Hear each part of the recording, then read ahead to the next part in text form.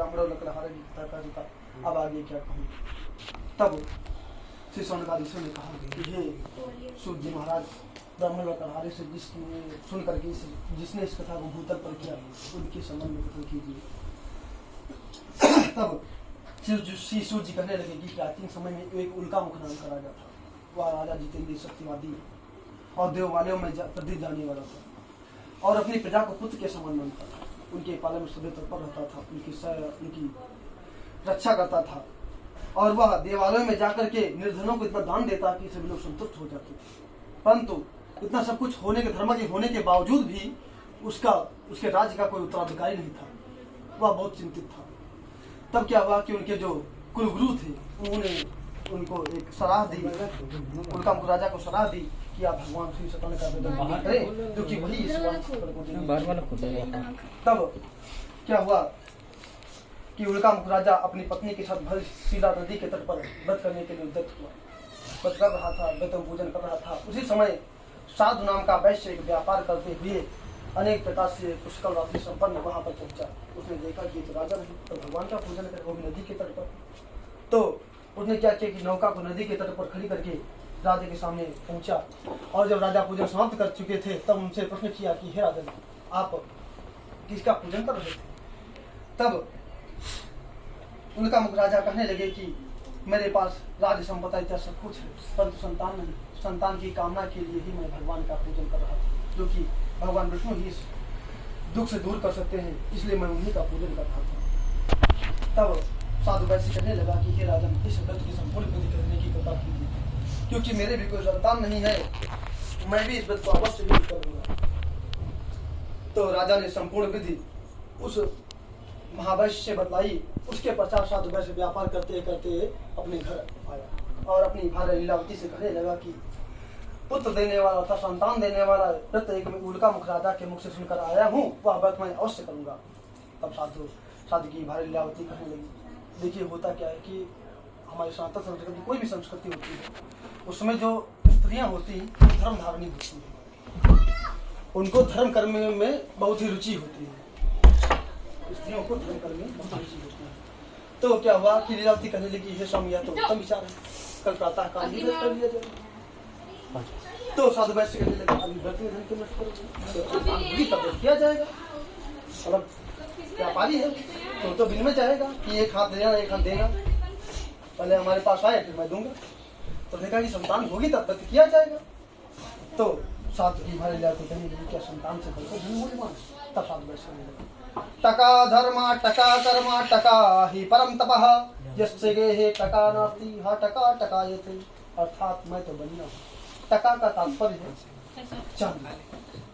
पहले चांदी की मुद्रा चलती थी, उसी का रूपा फिर रुपया, उसी का रूपा से रुपया बना। रूपा का तात्पर्य था चांदी, तो उसमें टका का तात्पर्य था चांदी। और यहाँ पर श्लेष अलंकार है, टका। एक तो टका का मतलब चांदी हो गया और दूसरा टकटकी लगाकर बैठना कि कोई आए कृपा करके वर्षा जाए। तो कहने लगा कि टका धर्मा टका कर्मा टका ही परम तपा, यस्य गेहे टका नास्ति हा टका टकायते। कहने लगा कि मैं तो बढ़िया हूँ, मेरा धर्म है जो वो धन है, अर्थात पैसा है, धन है। मेरा जो कर्म है वो पैसा है, धन है। जो मेरा परम तप है वो भी धन है, इसलिए मैं व्रत में धन नष्ट नहीं कर सकता।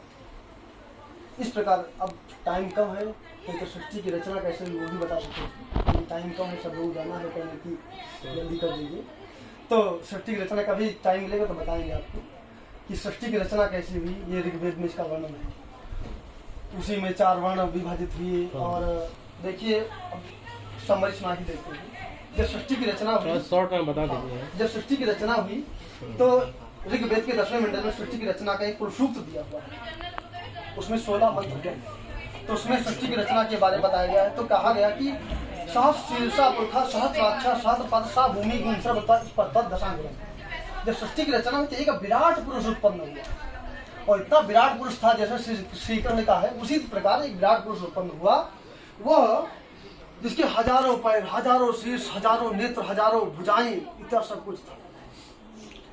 और वह पृथ्वी और ब्रह्मांड से 10 अंगुल ऊपर स्थित था, ऐसा ऋग्वेद के 10वें मंडल में वर्णित है। और कहते हैं कि उसी के मुख से ब्राह्मणो समकमासिद बाहु राजन्या कथा उरु तद्देव संपदभ्याम गुम शूद्र हो जाएता। उसी ब्रह्म के परम ब्रह्म के मुख से ब्राह्मण की उत्पत्ति हुई। बाहु राजन्या कथा, और ये जो भुजाएं हैं इससे जो है क्षत्रियों की उत्पत्ति हुई, जो रक्षा करते हैं, राजाओं की उत्पत्ति हुई। उरु तद्देव, और जो उदर है, पेट है, उससे वैश्य की उत्पत्ति हुई, और जो पैर है उससे शूद्रों की उत्पत्ति हुई। अर्थात ये जो ब्राह्मण क्षत्रिय वैश्य शूद्र है, एक ही ब्रह्म की संतान है। ये तो खाली मलाई खाने के लिए जो है उन्होंने कर दिया कि हाँ हम ब्राह्मण हैं और चाहे जितना नीच कर्म करें, ऐसा नहीं है। हम एक ही ब्रह्म की संतान है, बस अपने कर्म के अनुसार हम ब्राह्मण बन जाते हैं, अपने कर्म के अनुसार हम शूद्र बन जाते हैं। लेकिन मनु सर थोड़ा डिटेल में दिया गया। हाँ, उसी का डिटेल में दिया हुआ है। लेकिन आजकल तो पंडित जी हम लोग अपने उसके अनुसार कोई कार्य कर ही नहीं रहा है। वही तो सही तो उसी में और उसी में आज के समय में कहते हैं कि मतलब कलयुग का हर व्यक्ति शूद्र ही है, क्योंकि वो हर अनुचित काम कर रहा है। हाँ बिल्कुल। तो यही फिर क्या हुआ, उसमें कर्म भी बताए गए। उसमें कर्म बताए कि ब्राह्मण का कर्म था दान लेना, दान देना, ज्ञान लेना, ज्ञान देना, यज्ञ करना, यज्ञ कराना, ब्राह्मण का कर्म था। क्षत्रिय का कर्म था कि चारों वर्णों की रक्षा करना, उनका पालन पोषण करना। और जो वैश्य का कर्म था वो चारों वर्णों के भरण पोषण करना, व्यापार इत्यादि करना, ये वैश्य का कर्म था। और शूद्र का कर्म था जो है चारों वर्णों की सेवा करना। ठीक। अब आप देखिए, कभी फील कीजिए खुद पर, ब्राह्मण आपका मस्तिष्क है, थॉट ऑफ प्रोसेस पूरा माइंड से ही निकलता है। ठीक, मस्तिष्क से सब कुछ विचार उत्पन्न होते हैं। तो ब्राह्मण हमारा मस्तिष्क हो गया। भुजाएं हमारी क्षत्रिय हैं, कभी रक्षा करनी होती है, किसी को मारना होता है, किसी से रक्षा करनी होती है, इन भुजाओं से अपनी रक्षा करते हैं। पेट हमारे संपूर्ण शरीर का पालन पोषण करता है, और जो पैर है शूद्र, ये हमारे संपूर्ण शरीर की सेवा करते हैं। कहीं हमको आना जाना होता है, ये ले जाते हैं। सही बात है, ये सही बताया। यही है, हमें लॉजिकली सही बात है। इस हिसाब से सब लोग इक्वल है, कोई जाति धर्म भेद नहीं। हाँ। तो क्या हुआ, ऐसी सृष्टि की रचना हुई। तो उसमें कहा गया कि चंद्रमा मनुष्य हो जाता, चक्षु सूर्य हो जाता, सोता द्वाइश पाण मुखादग्नि रह जाता। अर्थात उसी ब्रह्म से मन से चंद्रमा की उत्पत्ति हुई, आंखों से सूर्य की उत्पत्ति हुई, चक्षु सूर्य हो जाता, सोता द्वाइश प्राण से, दोनों कानों से प्राणवायु की उत्पत्ति हुई, जो हम सांस लेते हैं, दोनों कानों से प्राणवायु की उत्पत्ति हुई, मुखादग्नि रह जाता, और मुख से अग्नि की उत्पत्ति हुई। ठीक है। फिर क्या कहते हैं, नाभ्या आसी दंतरिच गुम शीर्ष्णो देव हो समोत्ता पदभ्याम गुम शूद्रो अजायता। अर्थात उन्हें कहते हैं कि जो है नाभि से, उसी ब्रह्म की नाभि से अंतरिक्ष की उत्पत्ति हुई। नाभ्या आसी दंतरिच गुम शीर्ष्णो देव हो, और शीर्ष से देव जो चराचर ब्रह्मांड है इसकी उत्पत्ति हुई। नाभि से जो है, जो ये ब्रह्मांड की उत्पत्ति, नाभ्या आसीद अंतरिक्ष। ठीक, अंतरिक्ष जो है उस नाभि से उत्पत्ति हुई। ठीक, उसी की ब्रह्म की। ठीक है। ऋग्वेद का 10वां मंडल है, कभी आप टाइम मिले तो सर्च कीजिएगा। 10वें मंडल में पुरुषसूक्त है। पुरुषसूक्त में इस सृष्टि की रचना के बारे में दिया हुआ है। ठीक, वेद से ही सब कुछ निकला है, सब कुछ वेद से ही पुराण निकले हैं, उसी से शास्त्र निकले हैं। ठीक, उसी सब कुछ निकला हुआ है। ठीक, तो ऐसा था। तो वैश्य कहने लगा कि तो मैं तो बनिया हूँ, तो मेरा तो धर्म है, वो भी धन है, मेरा कर्म है, वो धन है, जो पर मेरा पंथ वो धन है, इसलिए मैं व्यर्थ में धन नष्ट ही नहीं कर सकता। और ऐसा कह करके अपनी पत्नी को, लीलावती को भली बात आश्वस्त कर नगर की ओर व्यापार करने के लिए चला गया। इधर लीलावती भगवान के प्रसाद से गर्भवती हो गई, उसे 10वें महीने कन्या रत्न उत्पन्न हुई। कन्या रत्न के समान थी, और वह इस प्रकार बढ़ने लगे जैसे शुक्ल पक्ष का चंद्रमा बढ़ता है, इस प्रकार वो बढ़ने लगी, इसलिए उसका नाम कलावती रखा गया। शुक्ल पक्ष का चंद्रमा देखते कैसे बढ़ता है, 15 दिन में पूर्ण हो जाता है, और 15 दिन में पूरा समाप्त हो जाता है। ठीक, इसलिए उसका नाम कलावती रखा गया। इधर जब कन्या की बड़े छठे सब कुछ हो चुकी, तब उसने कहा, लीलावती ने महावैश्य कहा, साधु वैश्य कहा कि आपने पूर्व में संकल्प किया था कि भगवान का पूजन करेंगे, क्या वह नहीं करोगे? तो साधु वैश्य कहने लगा कि हे प्रिय, कन्या की बढ़ाई छठी इत्यादि बहुत सा धन खर्च हो चुका है, अब मैं तो इस समय मेरी सामर्थ्य नहीं है कि मैं भगवान का पूजन कर सकूं, और यह मैं अवश्य कहता हूं कि कन्या के विवाह के समय यह व्रत अवश्य करूंगा। तब और ऐसा कहा करके वह नगर की ओर फिर चला गया। इधर लीला कलावती कन्या जो है पिता के घर में अल्पकाल में ही सयानी हो गई। और एक दिन क्या हुआ कि व्यापार करते करते हुए साधु वैश्य नगर में जब वापस आया तो उन्हें देखा कि नगर में सखियों के साथ खेलती हुई अपनी कन्या को देखा। तो उन्हें देखा कि मेरी कन्या तो विवाह की हो गई, अतः इसका विवाह कर देना चाहिए। तो उन्होंने क्या किया कि अपने दूतों को बुलाकर कहा कि मेरी कन्या के लिए श्रेष्ठ व सुंदर वर खोज करके लिया। साधु वैश्य की आज्ञा पाकर दूत लोग कांचन नगर को गए और वहाँ पर वैश्य पुत्र को देखा जो सुंदर और सुयुक्त था। वह लड़का जात का कुलीन था। उसे लाकर दूत लोग बोले हे स्वामी यह बालक है। तब साधु वैश्य ने वैश्य पुत्र को देखा जो सुंदर सुयुक्त था। तब अपने सभी बंधु बांधव को बुलाकर और ब्राह्मण इत्यादि को सभी को बुला करके परिजनों को बुला करके अपनी कन्या का विवाह विधि विधान के साथ उस वैश्य के पुत्र के साथ। दुर्भाग्यवश वह वैश्य उस समय भगवान का व्रत करना भूल गए, जिससे भगवान उस पर थोड़ा अब देखते हैं तो तुम्हें तो दंड देना ही चाहिए। तो उन्होंने क्या किया, एक माया रची। भगवान विष्णु ने एक माया रची। क्या हुआ, जब सब संपूर्ण उनका मांगलिक कार्यक्रम इत्यादि संपन्न हो गया तब साधु वैश्य ने अपने दामाद से कहा कि हे पुत्र, अब हमें कहीं व्यापार करने के लिए चलना चाहिए। तो साधु वैश्य और उसके दामाद दोनों व्यापार करते हुए एक रत्नसापुर नामक नगर को गए। रत्नसापुर नामक जगह था, ठीक। वहाँ के राजा चंद्रकेत थे। वहाँ के राजा जो थे चंद्रकेत थे। तो वहां पर जाकर के जब पहुंचे तो भगवान ने एक माया रची। राजा चंद्रकेत को सागार में दो चोर घुस गए और राजा का बहुत सा धन लेकर के भागे। और भागते भागते वह उस स्थान पर पहुंचे जहां पर दोनों वैश्य विश्राम किए हुए थे, विश्राम कर रहे थे। वहां पर पहुंचे और राजा का समस्त धन वहीं पर रख करके भाग गए। इधर चोरों के पीछे जो राजा के जो दूत थे, रक्षक थे धन के, उनके पीछे लगे थे। और जब वहां पर पहुंचे तो जो जहां दोनों वैश्य विश्राम किए हुए थे वहां पर पहुंचे तो उन्होंने देखा कि ये तो राजा का ही धन है। और उन्हीं दोनों वैश्यों को चोर समझ के राजा के सिपाही उन दोनों को पकड़ करके राजा के सामने उपस्थित किया और कहने लगे कि हे राजन, यही दोनों चोर हैं जो आपका धन लेकर भाग रहे थे, अब इनके लिए क्या आज्ञा है, आप बताएंगे। तो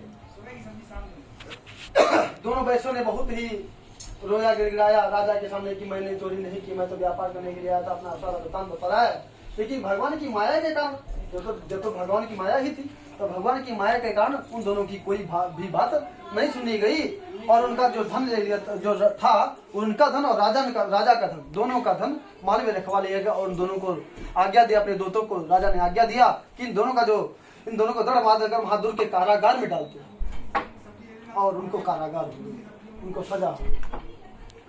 और इधर लीलावती उनके घर में, वैश्य के घर में लीलावती कलावती भी अत्यंत दुख से पीड़ित हो गई। उसका जो धन धान देकर चोरी हो गया। और अंत में यह स्थिति हो गई कि अंत में लीलावती कलावती घर घर भिक्षा मांगते अपने अपना पेट पालन करने लगे। एक बार क्या हुआ कि कलावती कन्या एक ब्राह्मण के घर भिक्षा लेने के लिए गई। वहां पर भगवान का पूजन हो रहा था, वहां पर बैठ गई और कुछ अधिक रात्रि हो गई। तो उसने क्या किया, भगवान का प्रसाद लेकर के ग्रहण करके कुछ माता के लिए प्रसाद लेकर के वापस घर आई। तब लीलावती ने कहा कि हे पुत्री, तू रात में कहाँ रुक गई थी, तेरे मन में क्या चल रहा है।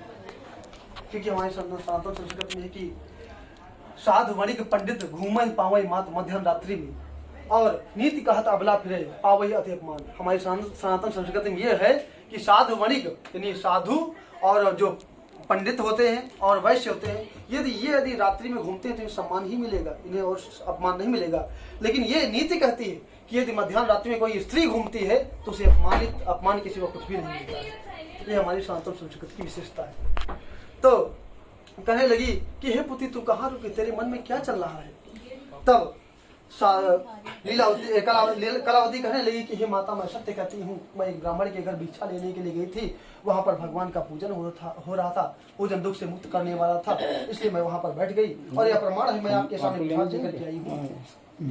तब लीलावती को पुनः स्मरण हुआ, मेरे स्वामी ने जन्म के समय भगवान का पूजन किया जाएगा और अभी तक नहीं किया जाए, कहीं ऐसा तो नहीं है। जब ऐसा होता तो बहुत सारे विचार आते हैं। तो उन्होंने कहा कि ऐसा तो नहीं कि उन्हीं की कृपा से मुझे सब कुछ दुख इत्यादि प्राप्त हुआ। तब उसने कहा कि हे पुत्री, तू कल प्रातःकाल ही भगवान की संपूर्ण पूजन की सामग्री इकट्ठा कर, कल प्रातःकाल ही भगवान का पूजन किया जाएगा। प्रातःकाल हुई, कन्या ने संपूर्ण भगवान की पूजन सामग्री इकट्ठा की और बंधु बांधव बुला, ब्राह्मण इत्यादि को बुलाकर भगवान का पूजन किया गया। और भगवान से लीलावती और कलावती दोनों भगवान से बहुत ही प्रेम विभोर होकर के भगवान से प्रार्थना करने लगी कि हे प्रभु, यदि मेरे पति और दामाद शीघ्र ही घर वापस आ जाएंगे तो मैं अपने शरीर के अनुसार आपका पुनः पूजन करूंगी और आपका वध धारण करूंगी। जिससे भगवान जनार्दन पुनः संतुष्ट हो गए और राजा चंद्रकेत के स्वप्न में दिखाया कि हे राजन, प्रातःकाल दोनों आपके कारागार महावैश्य है उनको मुक्त कर दो, उनका कोई अपराध नहीं है, वो तो सिर्फ मेरी माया ही थी और उन्हें मुक्त कर दो। यदि ऐसा नहीं करोगे तो तुम्हारा अनिष्ट हो जाएगा। ऐसा स्वप्न में दर्शाकर भगवान अंतर्धान हो गए। इधर स्वप्न का रात्रि का देखा वो स्वप्न राजा चंद्रकेत ने सभासदों के मध्य साझा किया और कहने लगे कि ऐसा ऐसा मुझे स्वप्न में आया है। तब सभासदों ने कहा कि हे राजन, स्वप्न तो सत्य प्रतीत होता है, अर्थात उसी के अनुसार ही हमें आचरण करना उचित है। तब राजा ने अपने दूतों से कहा कि जो दोनों वहाँ वैश्य कारागार में उन्हें मुक्त करके हमारे सामने उपस्थित करो। दोनों वहाँ वैश्य को राजा कारागार से मुक्त करके राजा के सामने उपस्थित किया। तब वो दोनों वैश्य फिर से भयभीत हो गए कि पहले तो मुझे ये कारागार दे, अपना जाने कौन सी सजा दे दी जाए। तब चंद्रकेत ने कहा कि हे महावैश्यों, तुम्हें जो कुछ भूतकाल में दुख प्राप्त हुआ उसका कारण भगवान विष्णु है, मैं नहीं। अब तुम निर्भय हो जाओ। और इतना कहने के बाद उनका क्षौर कर्म इत्यादि सब कुछ करवाया। उन्हें उनके जो वस्त्र फट गए थे उन्हें नए वस्त्र इत्यादि अलंकृत करवाए और उसके पश्चात जो उनका धन ले लिया था उसका दूना द्रव्य उन्हें वापस करके कहा कि हे महावैश्य, अब तो अपने घर को प्रस्थान कर सकते हो। तब दोनों महावैश्य ने कहा कि हे राजन, यदि आपका आदेश है तो अपने घर को प्रस्थान करते हैं। इस सिकंदर प्राणी रेवा खंडे सतना पितामह तृतीय अध्याय सत्य भगवान की जय, लाल की जय, नारायण नारायण नारायण नारायण नारायण नारायण लक्ष्मी नारायण नारायण नारायण नारायण नारायण नारायण श्रीमन नारायण नारायण नारायण भगवान की जय।